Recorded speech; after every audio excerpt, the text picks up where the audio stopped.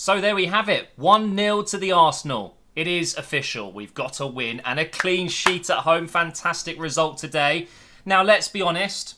The lineup, it's confusing, isn't it? What is going on? Why is Mesut Ozil not in the squad again? It's very clear, and it's becoming more clear and clear, that he is not on good terms with Emery. I don't know what it is. I can't explain it. Maybe someone in the comments can. Has Emery just decided that's it? Mesut Ozil is being forced out of the club because he will want to play, for sure. Actually, no. Maybe he won't. Earning 350 bags a week for sitting and doing nothing and training a bit. It's a pretty easy life, isn't it? But honestly, if you're a pro footballer, you want to play football, and maybe this is a genuine tactic to try and force him out in January or at the end of the season. I don't know, man. How are we going to do that unless we pay those wages, or at least half those wages, or whatever it may be? But anyway, I'm done talking about Mesut Ozil. It's clear what's going on, and I think that, unfortunately, it is probably going to stay like this until he's gone. I just don't think Emery appreciates Mesut Ozil's qualities when it comes to working hard, tracking back, the high-pressure tactic that we use. It doesn't suit Mesut Ozil, but when you've got a player of that quality, you kind of build the team around him, right? But it is what it is, and I'm done complaining about it. So I think from now on, I'm just not going to talk about it. Mesut Ozil, if he's not in the squad, he's not in the squad. It's down to the manager. And to be fair, we're not really missing him. It doesn't seem like today Mesut Ozil would have done anything differently. I feel like this was just one of those games where we got the 1-0 lead, and we were just okay with it, weren't we? I've got to say, though, a couple of players really impressed me today. One of them being Callum Chambers. This guy, for me, man of the match today. He was superb. Not only going forward, but defensively. He offers quite a lot defensively. He is obviously a more defensive-minded player than Bellerin, Maitland-Niles, whoever can play at right back. Goal line clearances. I mean, we should have conceded. Callum Wilson through on goal. Goes around the keeper. Squares it for King, I think it was. And Callum Chambers to the rescue. Just steps in front, gets a toe on it, and hits it out. And that was, honestly, that's as good as a goal to me. Fantastic defending. And then multiple times when he's getting forward, he's creating chances. He looks dangerous himself. He's getting behind the defence. He's getting crosses in the box. And I love Callum Chambers at the moment. He really is absolutely one of our better players over the last few weeks. And he's in really good form. How do you drop him? I don't think you do. I think, if anything, you move him into centre-back. If David Luiz and Socrates are fit, I get it. The manager wants a bit of experience as centre-back, whatever the case may be. But now that Bellerin is pretty much match fit, and we'll talk about, why he wasn't in the team and Tierney and things like that. But if Bellerin's now back, you obviously want him at right back. Where does Chambers go? Midfield? CDM, that's where he played for Fulham last season when he got their player of the season. He can obviously do a good job there, but for me, he does get in at centre-back, and I think it seems a little bit silly to not, to drop Callum Chambers when he's in this form. It's not ideal, is it? We've got some good competition now, and when I say good competition, obviously our defence is still really poor compared to our attack, but with what we've got, for me, Callum Chambers and Holding should be our two central defenders. I think Socrates and David Luiz did absolutely fine today. They didn't really do anything wrong. David Luiz got the winning goal. Beautiful cross from Pepe with pretty much Pepe's only good moment of the game. He's still really struggling. So many times he gets the ball and you can see it. He's stressed. He's trying to impress everyone. He's trying to do something, make something happen, and it just isn't. But the corner was beautiful. Lands right on David Luiz's head and he just nods it into the far corner. Got a little bit of a deflection off King, I think it was. I don't know what's going on there. Why he isn't just extending his leg a little bit more. We wouldn't have scored there. It's quite simple really, but the ball was coming quick.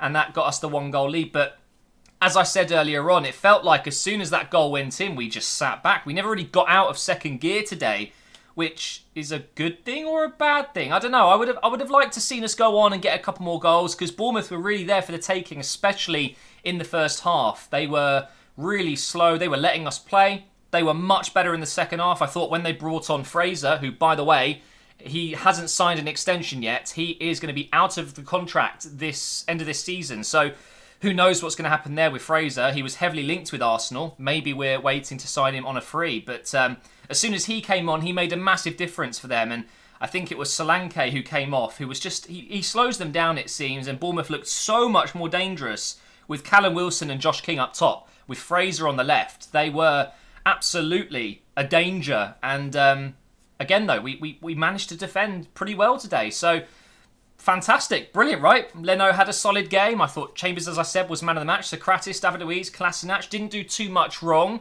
The only thing I'm just a little bit upset with is why Tierney isn't starting. You know, I would have loved to see Tierney starting today. You can see he's ready, but it's one of those things. If we had won today, well, we did win today. You look back and you go, well, Kolasinac, maybe Tierney wasn't quite fit, fair enough. But if you lose the game, everyone's thinking, why are we not playing our best team when they're fit? Why is Tierney not getting in the team? Why is Holding not getting the team? So I feel like Emery's got off a little bit there, because I'm not happy with that team selection. When we've got players like Holding and Tierney on the bench, they're ready to play. Yes, they might not be 100% match sharp, but how do they get that sharpness and that fitness back? They need to play games. And at home against Bournemouth, they never beat us at the Emirates. Play them.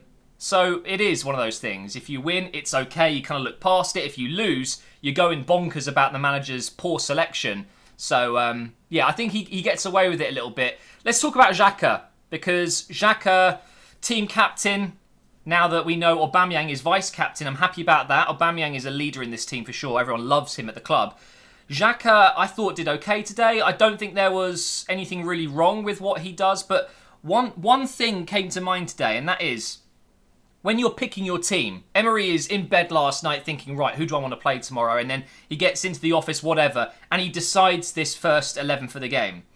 What comes to mind when you're selecting certain positions? It's, what does that player have to offer?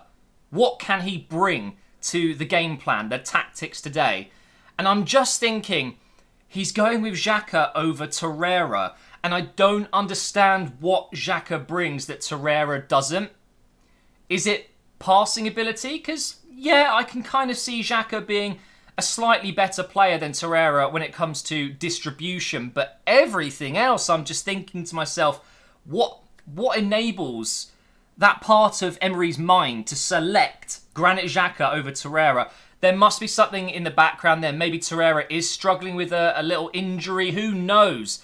Granit Xhaka being made captain is honestly, it could be a massive downfall for us, because he's going to get selected. And I feel like, again, today, didn't really need to be in there. I feel like Torreira would have offered more. We're so much more slick, smooth, when Torreira is in midfield. Now, Guendouzi, again, shout out to Guendouzi. He went a little bit unnoticed today because he didn't do anything in terms of assists, goals, whatever. But solid once again. This kid is just getting better and better every single game that he plays. He's seemingly calmed down a lot. He doesn't look like one of those headless chickens just going crazy, sliding in. He's calm, collected. His hair is going crazy, and I think that kind of gives off the madness, you know, the madness that you see when he's running around. But quite honestly, if you watch what he's doing, he's a very intelligent player. He's always in a good place. He's always in whatever moment of the game where you need a player like that. He's just there. He just appears. He wins the ball back. He passes it out. He's defending for Callum Chambers, who's gone too far forward, or whatever. He was really good. Really good. I'm so impressed with Guendouzi, and for me, he's the first name on the team sheet in midfield. I would have liked to have seen Ceballos maybe a little bit deeper, maybe Willock coming on today at Cam. But honestly, I would have gone with Torreira. I would have gone with Guendouzi and Ceballos. I think those three, the more we use those guys, the more I realise. I think those are the starting three midfielders for me. And Granit Xhaka, unfortunately, just doesn't get into the team, even though he's captain. Now, another player we should talk about is Saka, this guy getting another start today, just 18 years of age, and he's ahead of Reece Nelson, Martinelli. I don't know where Nelson is, by the way. He's not even on the bench today, but it's pretty incredible, the story. You know, Saka seemingly coming out of nowhere this season, but you can see the quality he's got, and no wonder Unai Emery wants to play him. I think he'd be better on the right side, though.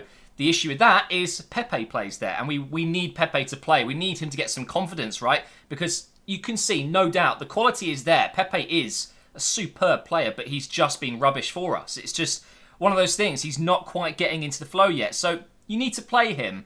So I guess Saka does go out on that left side, but I feel like if he's on that right, he might just be a little bit more effective for us, but did a great job on the left. And Aubameyang, although he didn't score tonight, worked really hard. He could have scored at the end there. He hit the post, but I think he was just offside, so I don't think it would have been allowed. But in general, just a good performance today, a solid performance. No real negatives I can think of. It's just a 1-0 win. 1-0 to the Arsenal. You know, it's just a typical Arsenal win.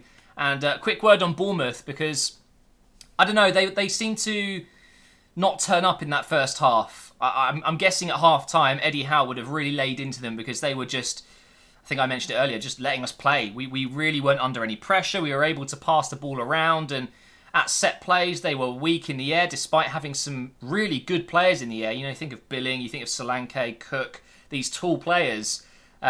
Second half was much better, so maybe the system wasn't quite working. I think King is wasted out on that wing when you can put him up top. So I think Bournemouth, of course, they're going to be fine this season. They've got some great players in there.